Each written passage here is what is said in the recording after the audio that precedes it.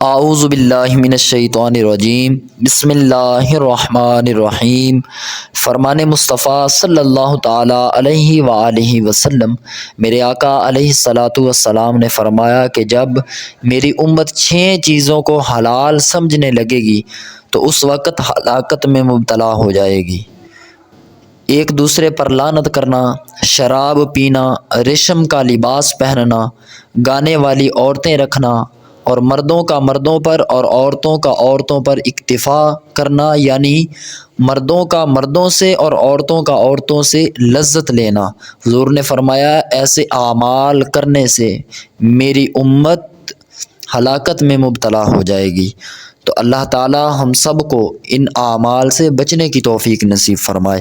حضرات گرامی، کسی شخص کے لیے بد دعا کرنا کہ اس شخص سے اللہ تعالیٰ کی رحمت چلی جائے، تو ایسی بد دعا کرنا یہ لعنت ہے۔ تو کسی شخص کو اگر خاص کر کے لعنت کرنا، مثلا یوں کہے کہ فلاں شخص پر لعنت ہو، تو اس طرح یہ کہنا یہ جائز نہیں۔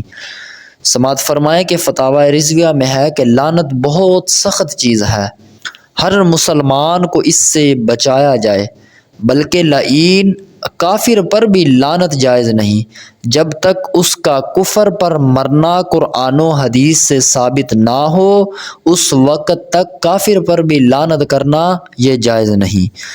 تو اگر کسی میں ایسی بری صفت جس میں کوئی فرد خاص نہ ہو تو اس صفت کے ساتھ لعنت یہ جائز ہے۔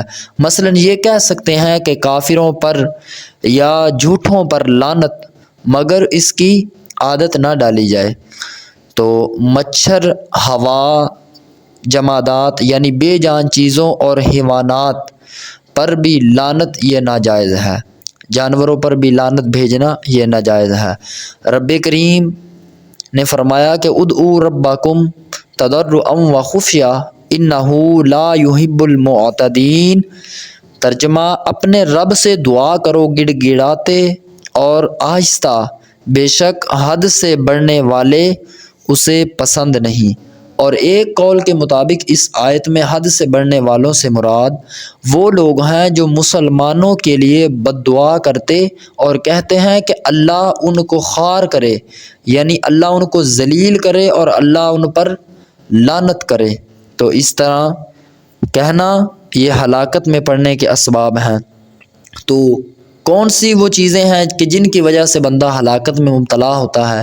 علم دین کی دوری کی وجہ سے بعض لوگ لعنت کو معمولی خیال کرتے ہیں اور انہیں علم بھی نہیں ہوتا کہ لعنت کرنا شرعاً ناجائز اور گناہ ہے۔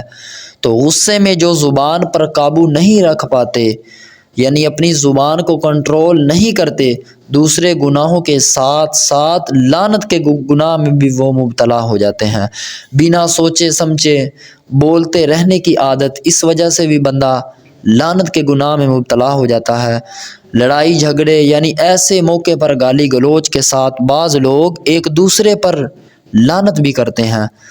تو بد مذہبوں سے میل جول رکھنا اور ان کے پاس اٹھنا بیٹھنا، کیونکہ بد مذہبوں کی عادت ہوتی ہے، یہ بد مذہب اہل بیت اطہار، صحابہ کرام علیہم الرضوان اور بزرگان دین رحمۃ اللہ تعالی علیہم پر لعن طعن کرنے کی ان کی عادت ہوتی ہے۔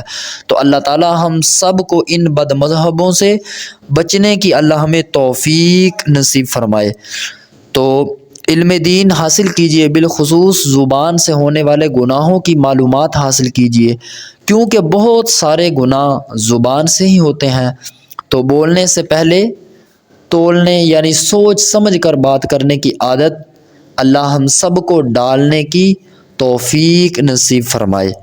تو حضرات گرامی، جب دل میں کسی کے خلاف غصہ ہو اور اس پر لعن طعن کرنے کو دل بھی آپ کا چاہ رہا ہو، تو فوراً اپنے آپ کو یوں ڈرائیے کہ اگر میں غصے میں آ کر کسی کو برا بھلا کہوں گا اور اس پر لعن طعن کروں گا تو جہنم کا حقدار قرار پاؤں گا، کہ یہ گناہ کے ذریعے غصہ ٹھنڈا کرنا ہوا۔ اور فرمان مصطفیٰ صلی اللہ تعالیٰ علیہ وسلم ہے، حضور نے فرمایا کہ جہنم میں ایک دروازہ ہے، اس سے وہیں لوگ داخل ہوں گے کہ جن کا غصہ کسی گناہ کے بعد ہی ٹھنڈا ہوتا ہے۔ تو جھگڑے مٹا کر مسلمانوں کے ساتھ اپنے مسلمان بھائیوں کے ساتھ مل جل کر محبت کے ساتھ رہیے۔ حدیث پاک میں ہے کہ جو حق پر ہوتے ہوئے بھی جھگڑا ختم کرے میں اسے جنت کے کنارے ایک گھر کی ضمانت دیتا ہوں، میرے آقا نے فرمایا۔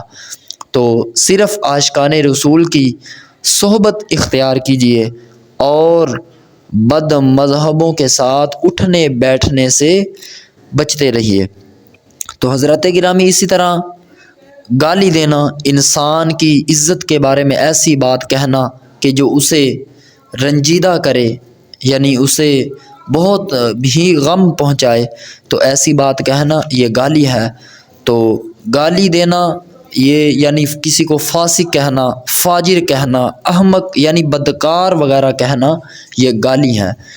تو اللہ رب العالمین کے گالی دینے کے بارے میں مختلف احکام ہیں کہ اللہ پاک کو گالی دینا کفر ہے، خواہ وہ سنجیدگی میں دے یا مذاق میں دے، خوشی سے دے یا غصے میں۔ بعض لوگ اپنی طبیعت خراب ہونے کی وجہ سے یا کوئی نہ کوئی مصیبت آنے کی وجہ سے اللہ رب العالمین کے بارے میں ایسے الفاظ کہہ دیتے ہیں کہ انہیں پتہ بھی نہیں ہوتا۔ تو مسلمان کو بھی بلا وجہ شرعی گالی دینا یہ سخت حرام ہے۔ تو بعض گالیاں تو کسی وقت بھی حلال نہیں ہو سکتی، اور ان کا دینے والا، جس شخص نے گالی دی، وہ گالی دینے والا سخت فاسق اور سلطنت اسلامیہ میں 80 کوڑوں کا وہ شخص مستحق ہوتا ہے۔ مثلا کسی عورت کو زانیہ کہنا وغیرہ، زمانے کو برا کہنا یہ بھی گالی میں شمار ہوگا، مرغ کو، سفید مرغ اس کو گالی دینا، اور بخار کو گالی دینا یہ بھی گناہ ہے۔ یعنی کئی شخص جب ان کو بخار، یقیناً بیماری اللہ رب العالمین کی طرف سے ہی آتی ہے، اور بیماری جب انسان پر مسلط ہوتی ہے تو اس کے بے شک ہمارا ایمان ہے کہ اس کے گناہ مٹائے جاتے ہیں۔ تو کئی لوگ بیماری کی وجہ سے گالیاں دیتے ہیں۔ اللہ ہم سب کو بچنے کی توفیق نصیب فرمائے۔ تو میرے آقا علیہ الصلاۃ والسلام نے فرمایا کہ مسلمان کو گالی دینے والا شخص اس شخص کی طرح ہے کہ جو عنقریب ہلاکت میں جا پڑے گا۔ تو گالیاں بھی ہم غصے کی وجہ سے، لڑائی جھگڑے کی وجہ سے، بری صحبت کی وجہ سے، فلمیں ڈرامے دیکھنے کی وجہ سے، اور شراب نوشی کی وجہ سے، اور جہالت اور خوف خدا کی کمی کی وجہ سے ہم گالیاں دیتے ہیں۔ تو گالی گلوچ اور اس کے علاوہ بہت سارے گناہ زیادہ تر زبان سے ہی ہوتے ہیں، جیسا کہ پہلے بھی میں نے عرض کیا، لہٰذا زبان کو قابو میں رکھنا بہت ضروری ہے۔ بے جا غصے کی عادت اپنے اندر سے نکال دیجئے، اور بلکہ عفو و درگزر سے کام لیجئے، اور غصہ پی جانے کا معمول بنائیے، اور اپنے دل میں احترام مسلم یعنی اپنے مسلمان بھائی کا احترام کرنا، اس کا جذبہ اپنے دل میں بیدار کیجیے، اور سب کے ساتھ، مسلمانوں کے ساتھ پیار اور محبت کے ساتھ پیش آئیے۔ لڑائی جھگڑے بالکل ان کو ختم کیجیے۔ گناہوں بھرے چینل دیکھنے، فلم و ڈراموں کے ذریعے آنکھوں کو حرام چیزوں دیکھنوں سے بچنے کی اللہ ہمیں توفیق نصیب فرمائے۔ نیک پرہیزگار عاشقان رسول کی صحبت اختیار کیجیے، اور برے لوگوں سے ہمیشہ بچتے رہیے۔